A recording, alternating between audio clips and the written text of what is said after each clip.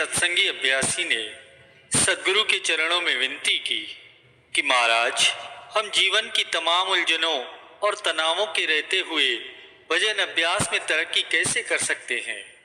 तब संत सद्गुरु ने समझाते हुए फरमाया कि जीवन में हम अक्सर यह नहीं समझ पाते कि सभी चीजें उस तरह से क्यों नहीं घटित हो रही जिस तरह से हम चाहते हैं। जब हर एक चीज हमारी इच्छा के अनुसार होती है तो हम खुश हो जाते हैं, परंतु जब चीजें हमारी इच्छा के विपरीत होती हैं तो हमारे जीवन में अशांति आती है। उलझने और अशांति हमारे जीवन का एक हिस्सा है। इस अत्याधुनिक यातायात और संचार व्यवस्था के युग में हम बहुत से लोगों के संपर्क में आते हैं, जिसमें से अनेक हमसे भिन्न भी होते हैं। जिससे हम मिलते हैं हम पर एक अलग प्रभाव छोड़ जाता है। हमारे पूर्वज जो शायद खेती बाड़ी से ही अपना जीवन यापन किया करते थे, दिन भर में अपने परिवार के अलावा 1 या 2 या 3 व्यक्तियों से ही मिलते होंगे। एक तरह से उनका जीवन बड़ा आसान था, क्योंकि उन्हें केवल कुछ ही व्यक्तियों से संबंध रखना पड़ता था। परंतु आज की दुनिया में देखो, हमें प्रतिदिन सैकड़ों व्यक्तियों से बर्ताव करना पड़ता है। जब हम काम पर जाते हैं तो हम ट्रेन में सैकड़ों व्यक्तियों के साथ बैठते हैं। यदि हम कार में जाते हैं तो हम सड़क पर सैकड़ों व्यक्तियों के बीच से गुजरते हैं। यदि हम टेलीविजन देखते हैं तो अनेकों चैनलों पर बहुत से लोगों को देखते और सुनते हैं। साथ ही दुनिया भर के लाखों लोगों के बारे में समाचार ग्रहण करते हैं। इस प्रकार हर तरफ से हम पर कोई न कोई प्रभाव पड़ ही रहा है। और हम गुरु को वीडियो लाइक करना, सब्सक्राइब करना प्लीज़। बहुत मेहनत से मैं आपके लिए वीडियो लेके आता हूँ। प्लीज़ लाइक कर दे करो, सब्सक्राइब कर दो, कमेंट भी करा करो प्लीज़। गुरु को मेरे 5000 से ऊपर सब्सक्राइबर हो रखे हैं, पर कोई भी लाइक नहीं करता वीडियो। ज़्यादा 4 से 5 मेरे लाइक आते हैं। प्लीज़ मैं आपसे रिक्वेस्ट करता हूँ कि आप वीडियो लाइक कर ले करो। देखते रहते हो पर वीडियो आप लाइक नहीं करते। आपका वीडियो लाइक करने में, सब्सक्राइब करने में कुछ नहीं जा रहा। प्लीज़ हमारी उलझनों और अशांति में वृद्धि कर रहा है। जब हम भजन अभ्यास करते हैं या ध्यान करते हैं तो एक तरह की शांति का अनुभव करते हैं। ध्यान और भजन अभ्यास की खूबी ये है कि जिस शांति का अनुभव हम भजन अभ्यास के दौरान करते हैं वह उसके बाद भी बनी रहती है। भजन अभ्यास से मिलने वाला लाभ हमारे साथ बाद तक भी रहता है, जिससे विभिन्न दिशाओं और वातावरण से मिलने वाली खबरों के प्रति हमारी प्रतिक्रिया शांतिपूर्ण बनी रह सकती है और हम उस परिस्थिति पर मरहम लगा सकते हैं ताकि वह और खराब न हो। इसलिए हम अपने आप को चाहे किसी भी परिस्थिति में पाएं, भजन अभ्यास के जरिए हम उसके साथ अधिक से अधिक शांतिपूर्ण तरीके से निपट सकते हैं। जब कभी हमारे चारों ओर हलचल होती है तो हम तुरंत ही अशांत हो जाते हैं और इससे दुख पैदा होता है। जब हम भजन अभ्यास के जरिए प्रभु के शब्द की धारा से जुड़ते हैं तो हम अंतर में शांति का अनुभव करने लगते हैं और प्रभु से अपना रिश्ता नाता पहचान लेते हैं। प्रभु के साथ जुड़े होने की शक्ति हमें शांति प्रदान करती है। जब हम स्वयं को शांत पाते हैं तो वातावरण की अशांति के प्रति हमारी प्रतिक्रिया अधिक शांत बनी रहती है। सबसे मुख्य बात तो ये समझना है कि हम असल में आत्मा हैं और हमारी आत्मा वापस प्रभु से मिलने की यात्रा पर है। समस्याएं पिछले कर्मों के कारण ही आती हैं। हम सभी के साथ कर्म जुड़े हैं। हम सबके साथ संचित कर्म हैं जो उसी समय से शुरू हो चुके हैं जिस दिन से हमारी आत्मा प्रभु से अलग हुई थी।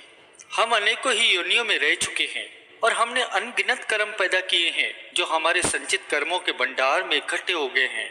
उस संचित भंडार में से एक हिस्सा ले लिया जाता है जिसे हम प्रारब्ध कर्म कहते हैं। उनमें से हमें इस जीवन में गुजरना होता है। यही वे कर्म है जिनको हम इंसान के रूप में कभी कभी समझ नहीं पाते। हमें जीवन में प्रारब्ध कर्मों से ही गुजरना पड़ता है, परंतु भजन अभ्यास हमें उन परिस्थितियों का अधिक शांतिपूर्ण तरीके से सामना करने में सहायक होता है। ऐसे ही एक राजा था। उसने एक बार अपने मंत्रियों से कहा कि मेरे जीवन में अनेकों उतार चढ़ाव हुए हैं। कभी मैं प्रसन्न होता हूँ तो कभी मैं उदास हो जाता हूँ। मैं ये चाहता हूँ कि आप ऐसा एक समाधान खोजें जो मुझे संतुलित अवस्था में रख सके, ताकि मेरी उदासी के दिन मुझे दुखी न कर सके और मेरे खुशी के दिन मुझे इतना गर्वित न कर दें कि मैं वास्तविकता से दूर ही हो जाऊं। उन्होंने इस समस्या पर काफी विचार विमर्श किया और कोई ऐसी चीज खोजने की कोशिश की जो राजा को सभी अवस्थाओं में संतुलित रख सके। उन्होंने मिलकर एक उपाय सोचा। उन्होंने राजा के लिए एक उपहार खरीदा और फिर उसके पास ले गए। मंत्रियों ने राजा से कहा कि महाराज, ये हर हालत में आपकी सहायता करेगा। उन्होंने राजा से उपहार खोलने को कहा। अब राजा ने उपहार खोला उसमें देखा एक अंगूठी थी। तो मंत्रियों ने राजा से कहा कि महाराज, ये अंगूठी आपको पहननी चाहिए। राजा ने वो अंगूठी अपनी उंगली में पहनी। पता है उस अंगूठी पर क्या लिखा था? राजा ने उसे पढ़ा। वहां लिखा था कि यह समय भी गुजर जाएगा। मंत्रियों ने समझाया कि यह कहावत उसे दुख की घड़ियों में याद दिलाएंगी कि वे क्षण भी गुजर जाएंगे और उसका सामान्य जीवन वापस आ जाएगा, और सुख की घड़ियों में यह कहावत उसे याद दिलाएंगी कि वे क्षण भी गुजर जाएंगे और उस सुखद समय के बीत जाने पर भी वह उदास न हो।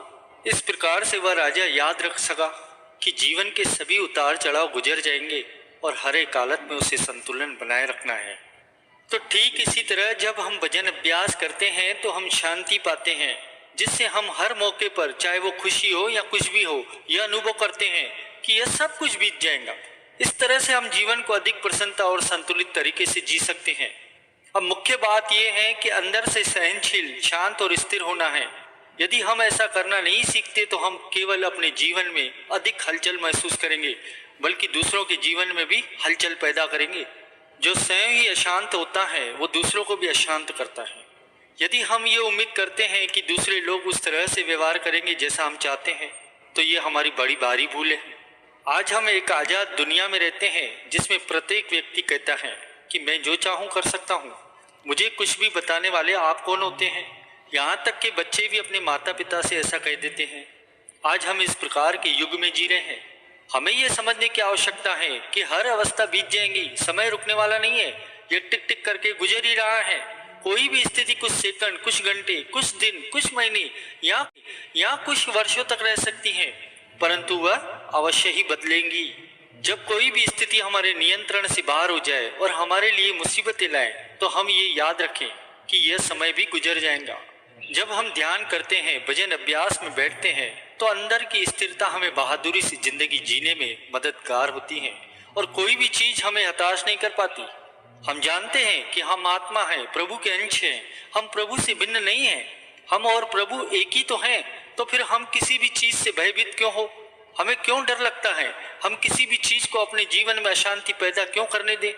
संत महापुरुषों ने बताया है कि जिस तरह से कमल का फूल कीचड़ में रहते हुए भी पानी के ऊपर शुष्क और स्वच्छ रहता है, उसी तरह से हम भी जी सकते हैं। हम इस माया की दुनिया में रहते हैं जो हमारी जिंदगी में मुसीबतें लाती हैं, परंतु जब हम ध्यान करते हैं, भजन अभ्यास करते हैं, तो हम भी कमल के फूल के समान बन सकते हैं और जीवन की तूफानी लहरों में भी शांत बने रह सकते हैं। भजन अभ्यास से हमारी जो समस्याएं हैं, उनके प्रति हमारी प्रतिक्रिया बदल जाती है। हम उस अवस्था को एक दूसरे नजरिए से ही देखने लगते हैं, तब वह अक्सर हमें उतना अधिक परेशान नहीं करती। उदाहरण के लिए, जैसा कि हम जानते हैं कि कभी कभी एक ही समस्या किसी एक अन्य व्यक्ति को अधिक परेशान करती है और वही समस्या दूसरे को कम परेशान करती है। ऐसे ही हम अपने जीवन में दो अलग अलग समयों पर एक ही समस्या का सामना कर सकते हैं, परंतु एक समय यह हमें कम परेशान कर सकती है, जबकि दूसरे समय पर ज़्यादा। किसी एक परिस्थिति में हमारी प्रतिक्रिया कैसी होगी, यह इस बात पर निर्भर करता है कि उस समय हम कैसा महसूस कर रहे हैं।